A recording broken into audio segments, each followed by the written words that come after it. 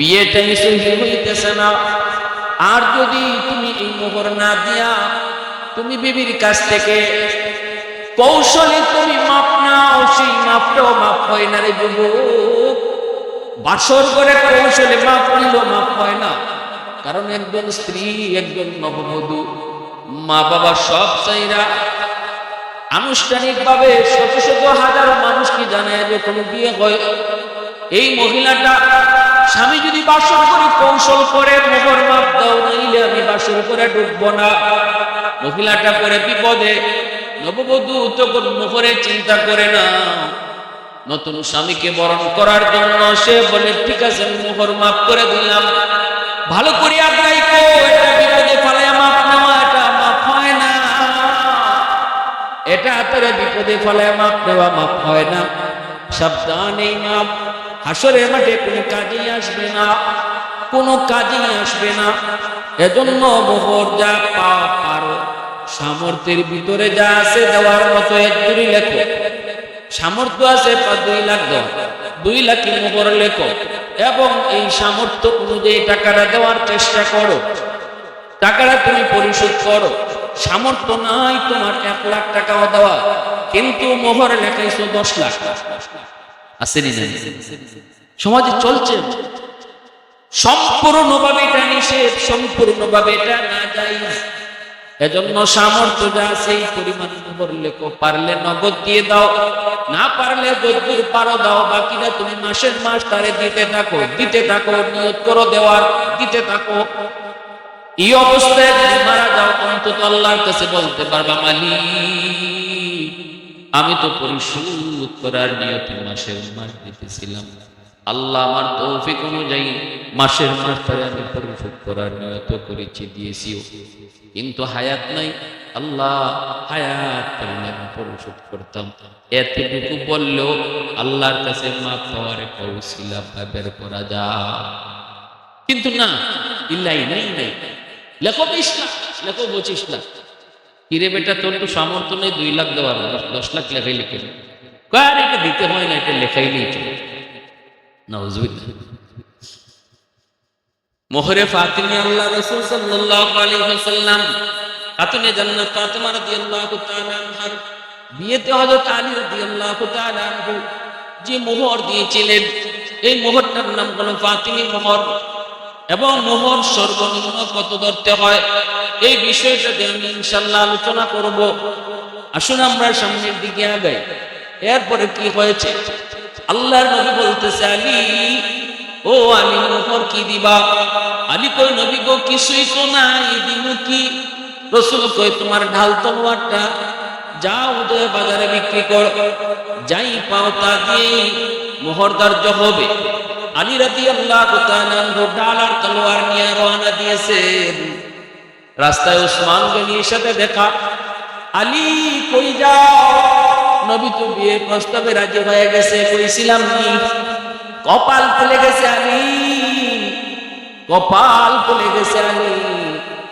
আমি মনে মনে তখনই ভাবছিলাম নবী তোমার অপেক্ষায়, তুমি তো সাহস করো না, আমি তোমাকে সাহস বুঝাইছি, এখন কই যাও? কয় বাজারে যাই। কেন?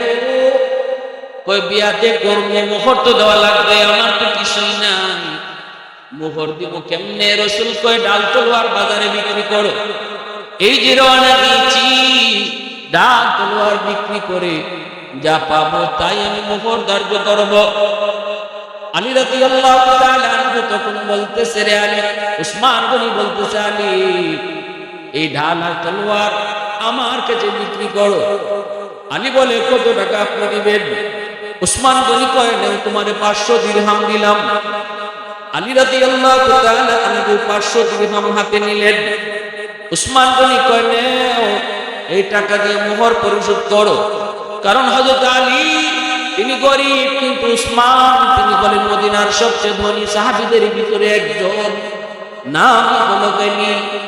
ওসমান যেমন সম্পদের মালিক, তার দিলও ছিল উদার, দানের হাতও অনেক বড়। কিছু মানুষ সমাজে এমন আছে, টাকা আছে পয়সা আছে কিন্তু মন বড় না। আবার কিছু মানুষ এমন আছে, টাকা পয়সা যেমন আছে মন তেমন বড়। ভালো করে আদরাই করে দিব।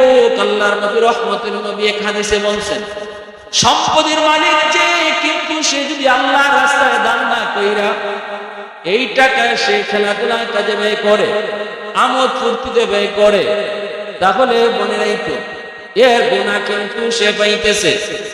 এই টাকা পয়সা ভালো কাজে ব্যয় করলো না, অন্যায় কাজে ব্যয় করলো।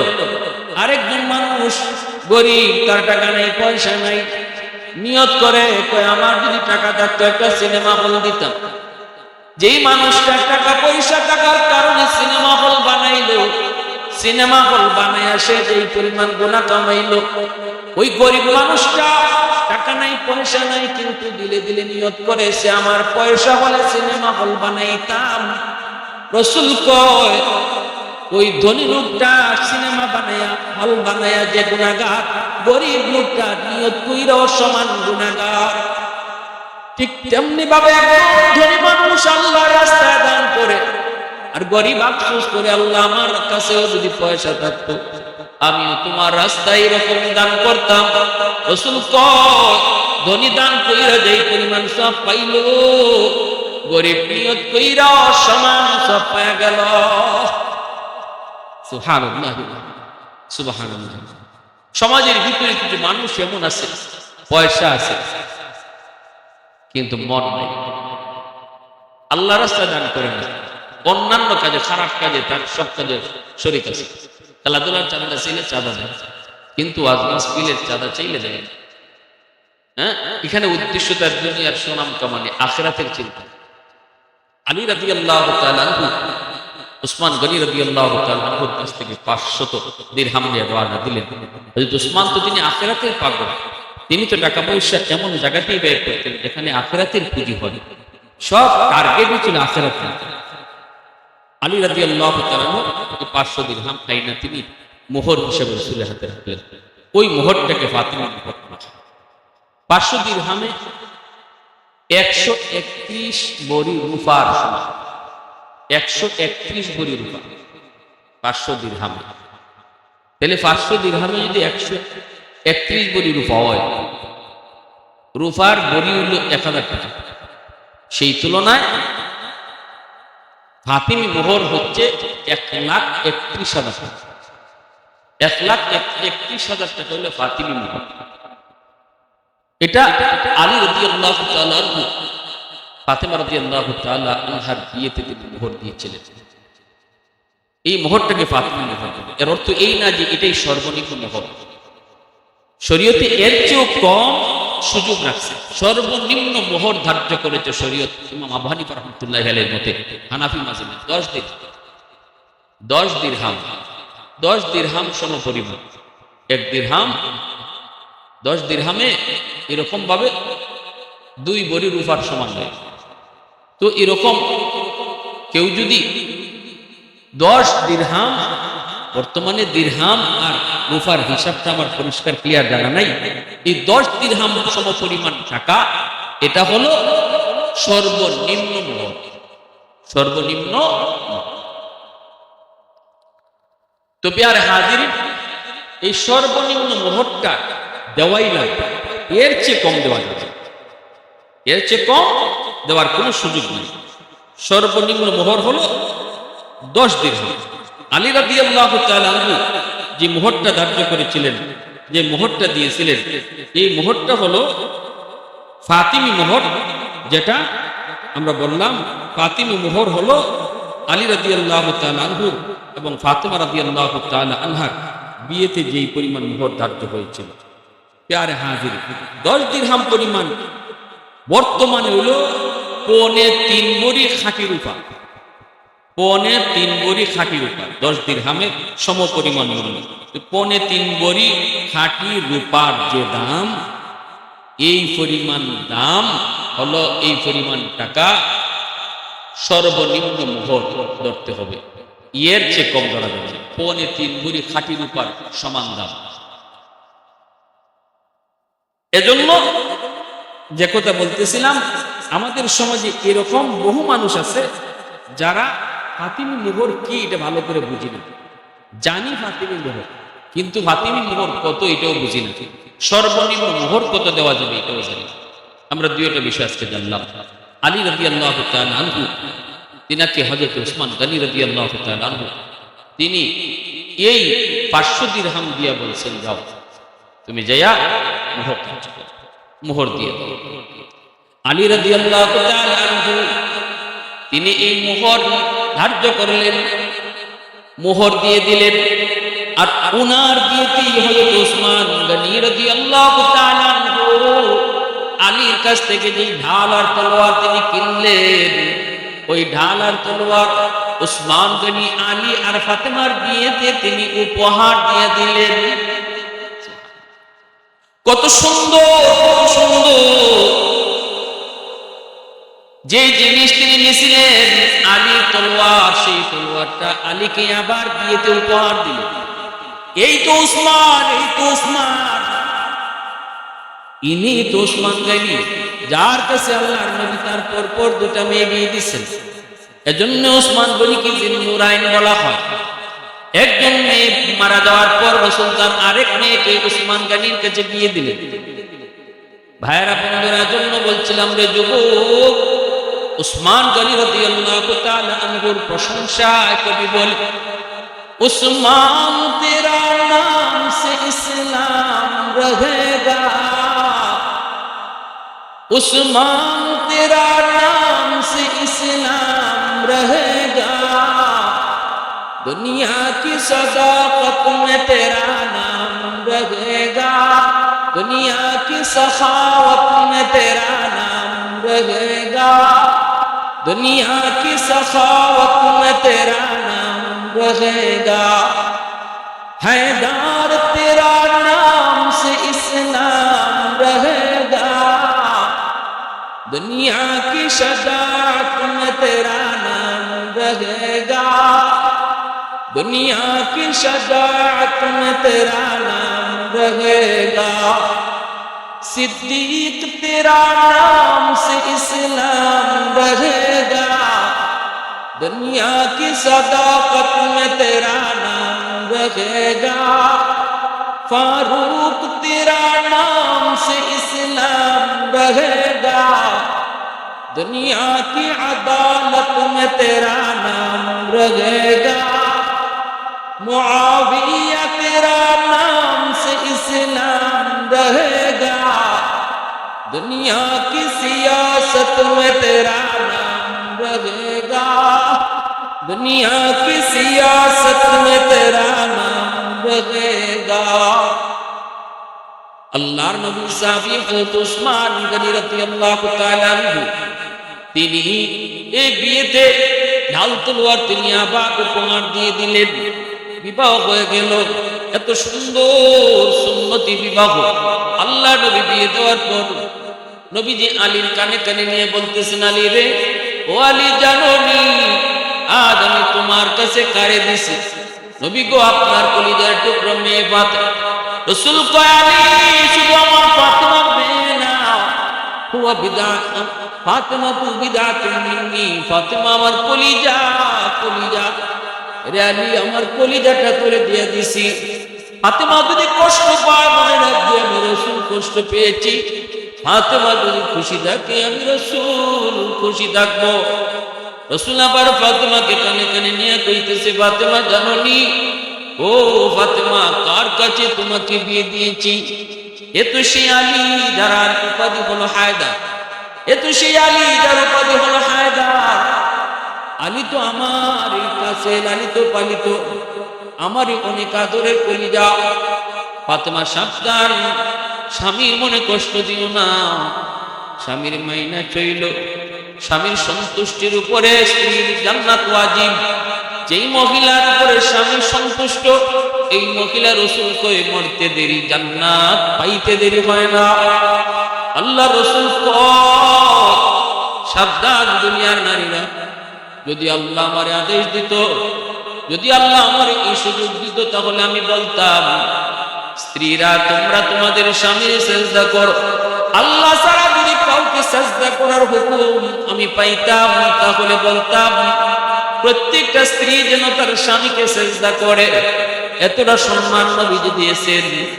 দুজনকে দুই দিক দিয়ে বুঝে আল্লাহ রাসূল দিয়ে দিলেন। এত সুন্দর সংসার হলো, এত সুন্দর সংসার, এত শান্তির সংসার।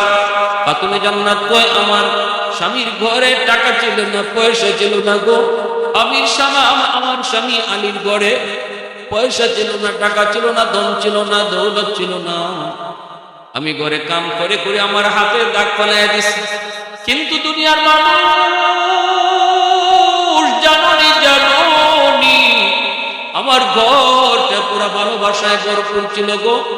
আমার স্বামীর বুক ভরা ভালোবাসা আমি পেয়েছি।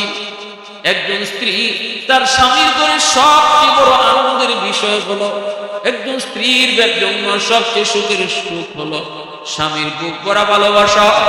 স্বামী যদি গরিব হয়, স্বামী যদি রিক্সা চালক হয়, কিন্তু স্ত্রীকে যদি বুক ভরে ভালোবাসে, এই স্ত্রী হলো দুনিয়াতে সবচেয়ে সুখী। আর যদি স্বামী কোটি কোটি টাকার মালিক হয়, কিন্তু স্ত্রীর প্রতি ভালোবাসা না থাকে, নেশা করে গাঁজা খায়, অন্য নারীদেরকে নিয়ে পড়ে থাকে, তাহলে এই মহিলার জন্য এই সংসারটাই হলো সবচেয়ে কষ্টের। এই ঘরটা হলো জাহান্নামের টুকরা। স্বামী স্ত্রীর ভিতরে ভালোবাসা যেই ঘরে আছে, এই ঘরটা হলো দুনিয়াতে জান্নাতের টুকরা। আর ওই ঘর থেকে আল্লাহ সন্তান, আলোকিত সন্তান দান করে। শিশু নবী চাচা আবু তালিব, তার অধীনে তিনি লালিত পালিত। আল্লাহর নবীর শিশুকাল। নবীজি একদিন একা একা রাস্তা দিয়ে হাঁটতেছে। একটা খেজুর বাগানের পাশ দিয়ে নবী যান। আবু জাহেল তার একজন ইহুদি কর্মচারীকে নিয়ে খেজুর গাছ থেকে খেজুর পারলো, বস্তা ভরা খেজুর। আল্লাহর নবী শিশুকালে রহমতের নবী, মায়ার নবী, শিশু সুলভ আচরণ থাকাটাই তো স্বাভাবিক। তাও তো আবার চাচা আবু জাহেলকে দেয় বললেন, চাচা আমাকে 2টা খেজুর আপনি দিবেন নি? আবু জাহেলের কাছে 2টা খেজুর চাইলেন শিশু নবী। আবু জাহেল কয়, আমি তোরে 2টা খেজুর দিব, তবে শর্ত আছে। শর্ত হলো তুই আমার এই খেজুরের বস্তাটা আমার বাড়িতে নিয়ে দিয়ে আসবি।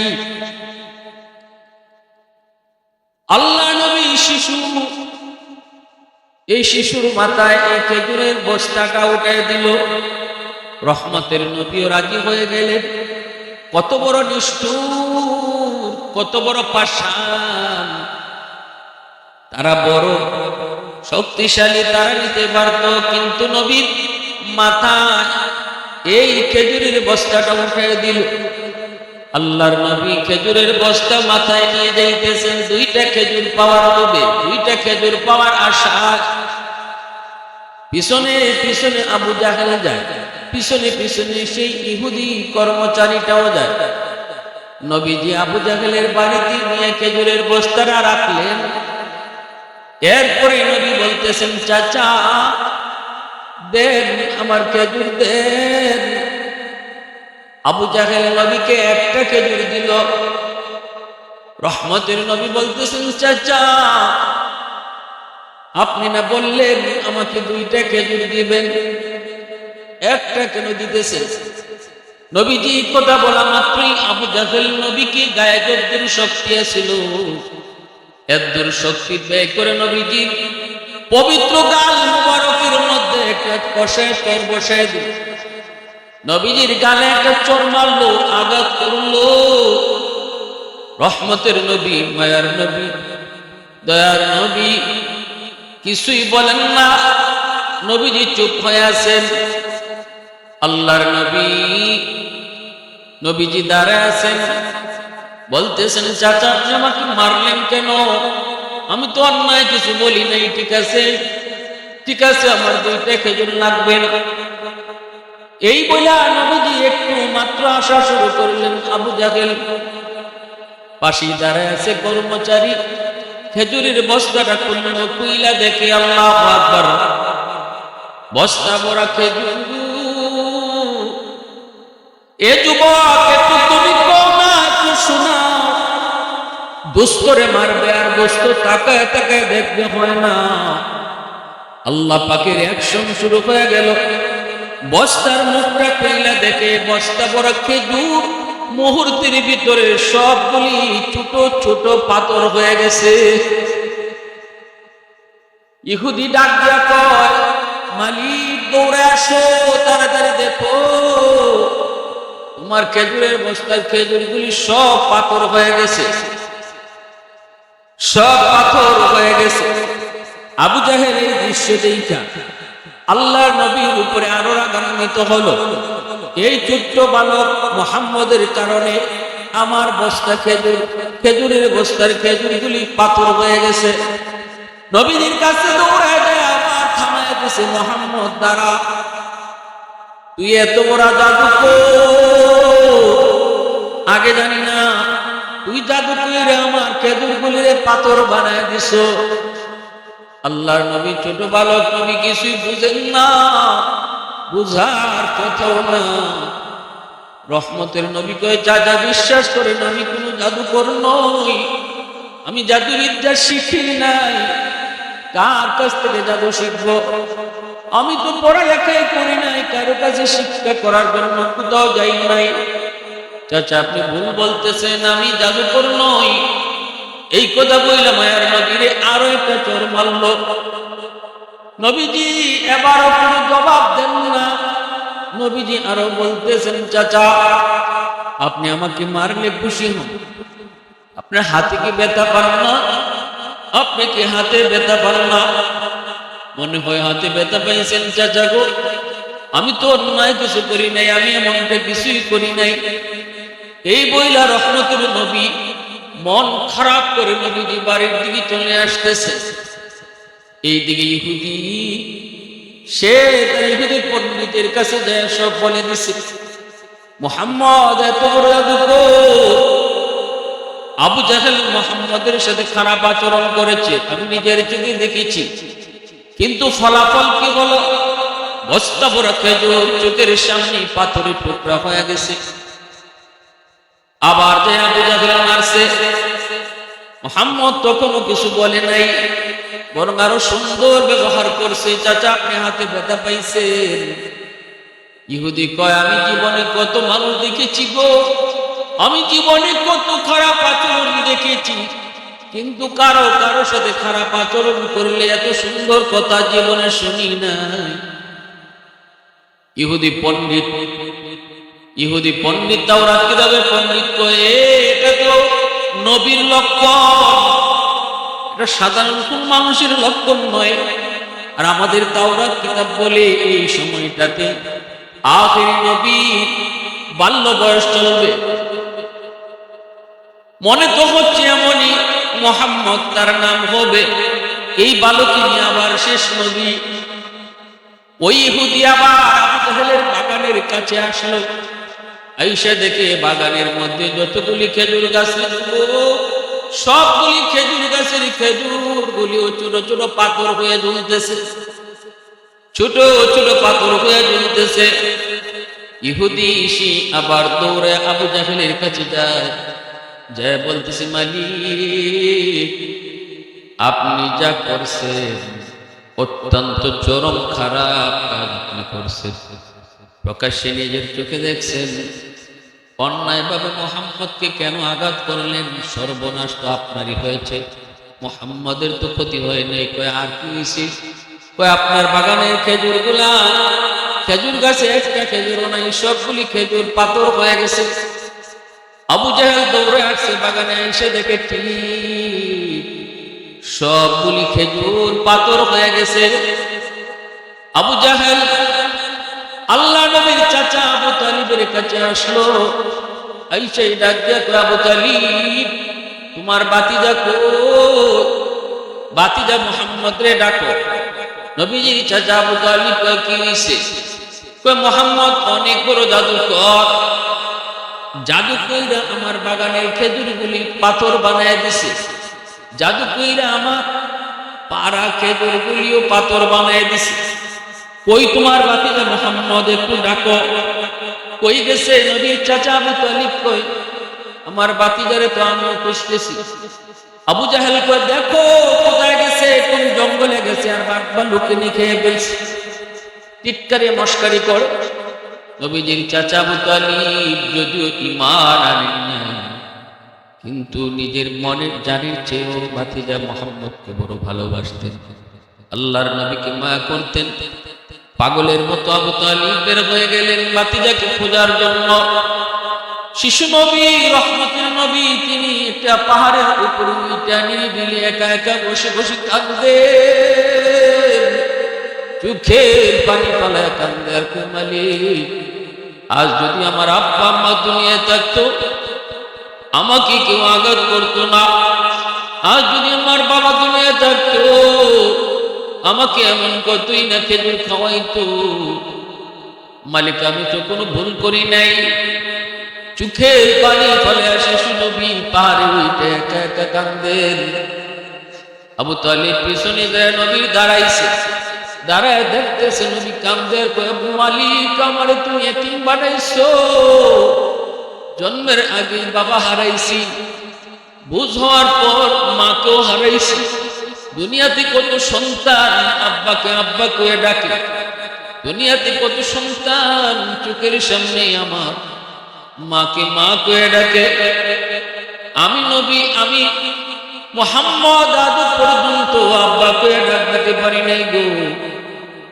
বাবা ডাকের ভিতরে কত মজা আমি জানি না, আব্বু ডাকের ভিতরে কত মজা আমি বুঝি না।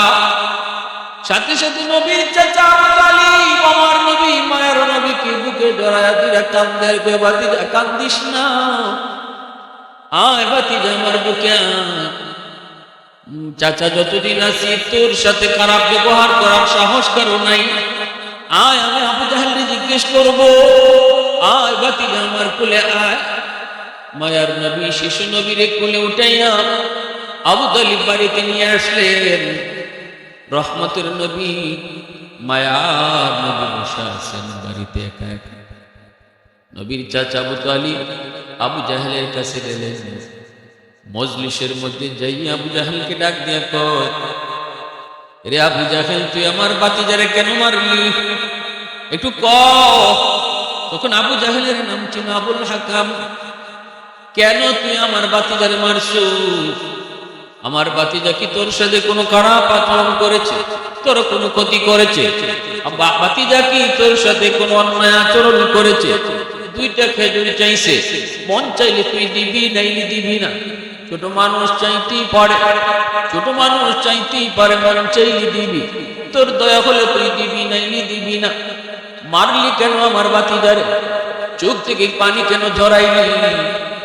মনে রাখিস, আমার এই বাতিজা মুহাম্মদ সাধারণ কোন বালক নয়, আমার বাতিজা জাদুকর নয়, কিন্তু তার চোখের পানি পিতা যায় না রে আবু জাহেল। এই চোখের পানিতে তো সকল সব কিছু জলে পরিচাই হবে। এই বইলা নবীর চাচা আবু তালিব আবু জাহেলের কাছ থেকে চলে আসলেন। আবু জাহেল তাকায় তাকায় শুধু দেখলো, তাকায় তাকায় শুধু দেখলো আল্লাহর নবী, রহমতের নবী, মায়ার নবী, দয়ার নবীকে আবু জাহেল আঘাত করে শুধু একবার নয় গো, বারবার আঘাত করেছে।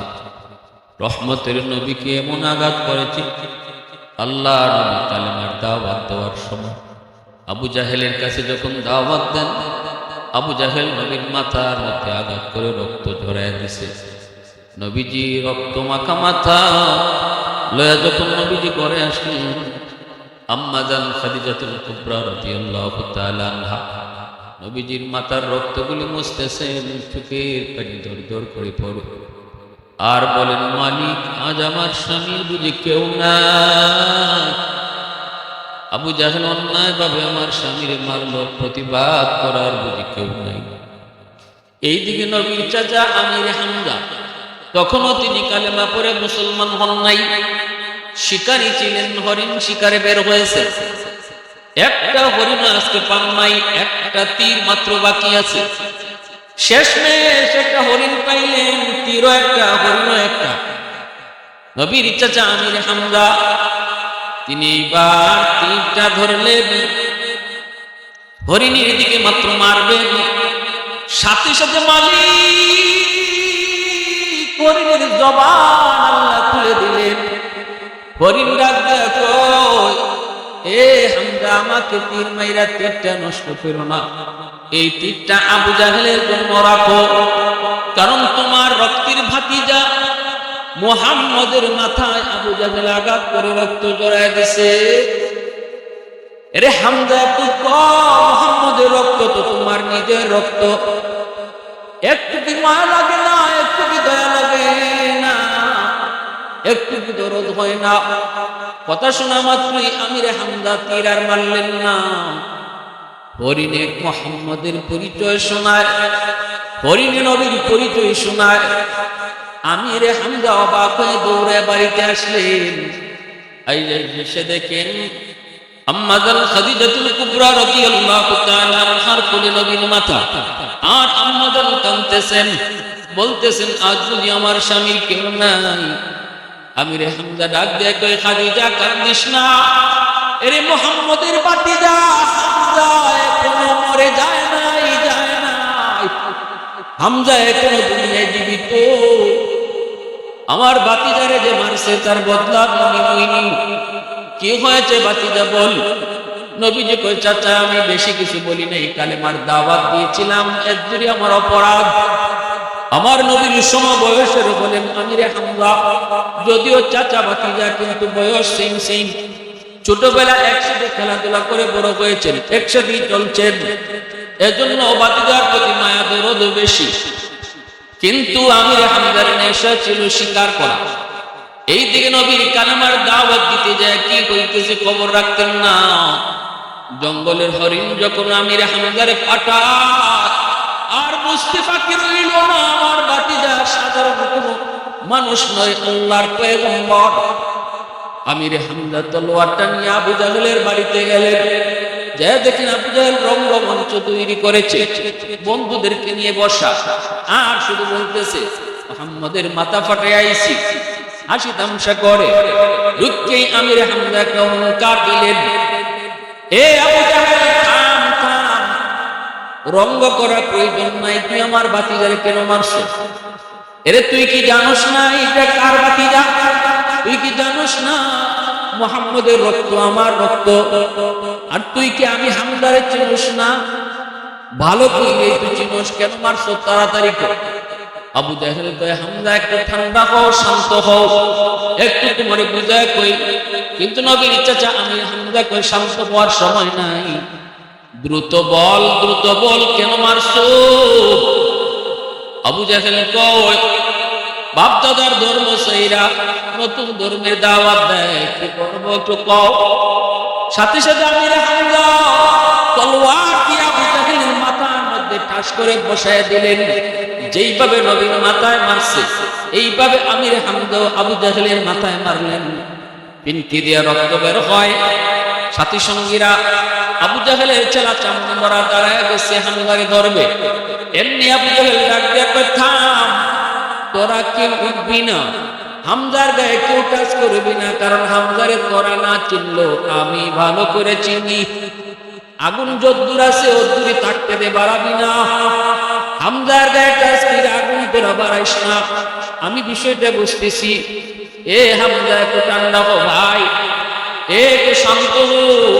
কেমনে বাপদাদার ধর্ম সেইরা নতুন ধর্মের দাওয়াত দেয়, এজন্যই তো আমার গুসা উঠছে।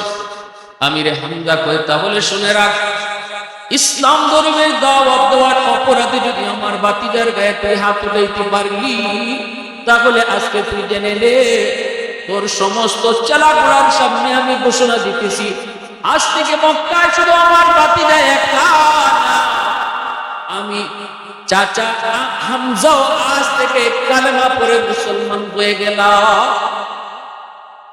वहदत की हिफाजत नहीं बेकुवत बाजो, वहदत की हिफाजत नहीं बेकुवत बाजो, आती नहीं कुछ काम हाकले खुदा दा, ऐ मर्द खुदा तुझको कुव्वत नहीं हासिल, जा बैठ किसी गार में अल्लाह को कर याद, जा बैठ किसी गार में अल्लाह को कर याद, ये सच है कि बातिल की तरफदार नहीं हम, गद्दार न समझो हमें गद्दार नहीं हम, फूलों की तरह नरम मिजाज अपना है नौजो, हम तीर नहीं नेज़ा व तलवार नहीं हम तीर नहीं नेज़ा व तलवार नहीं। এই আবু জাহেল আমার রাসূলকে একবার দুইবার না অসংখ্যবার আঘাত করেছে। বদরের যুদ্ধে আল্লাহ পাক অত্যন্ত কলঙ্কিতভাবে অপমানিতভাবে আল্লাহ বদরের যুদ্ধে আবু জাহেলকে আল্লাহ খতম করছে। তাও ছোট্ট দুইটা বালকের হাতে, কোনো বীর বাহাদুর সাহাবীর হাতে না। আল্লাহ বুঝাই দিয়েছে যত বড় বাহাদুর তুমি হও, যত বড় অহংকারী হও, অহংকার যত বেশি হবে পরিণতিটা অত্যন্ত লজ্জিত এবং লজ্জাজনক হবে। আবু জাহেলের পরিণতিটাও অত্যন্ত লজ্জাজনক অপমানিত বরণ হয়েছিল। মাথারে দ্বিখণ্ডিত করা হয়েছিল বদরে। আব্দুল্লাহ ইবনে মাসউদ রাদিয়াল্লাহু তাআলা আবু জাহেলের কল্লারে দ্বিখণ্ডিত কইরা রাসূলের সামনে নিয়ে কল্লা হাজির করছিলেন। আর রাসূল বলেছিলেন হাযা রাসু আদুবি ওয়া আদুবিল্লাহ, এটা মানুষের কল্লা না, এটা আল্লাহ এবং তার রাসূলের দুশমনের কল্লা। বুখারী শরীফ হিন্দুস্তান কিতাবুল মাগাজির মধ্যে এই আবু জাহেলের হত্যার ঘটনা ইমাম বুখারী আনছেন। ছোট্ট দুই বালক মুআয আর মুআব্বাদের হাতে আল্লাহ পাক এই নাফরমানরা খতম করছে। রাসূলকে শিশুকাল থেকে নিয়ে একদম রাসূলের নবুয়ত কালীন পর্যন্ত রাসূলের পদে পদে রাসূলকে কষ্ট দিয়েছে, রাসূলকে কষ্ট দিয়েছে। আল্লাহ এর বদলা নিছেন। আল্লাহ আমাদের সবাইকে রাসূলের আদর্শ অনুযায়ী চলার তৌফিক আল্লাহ দান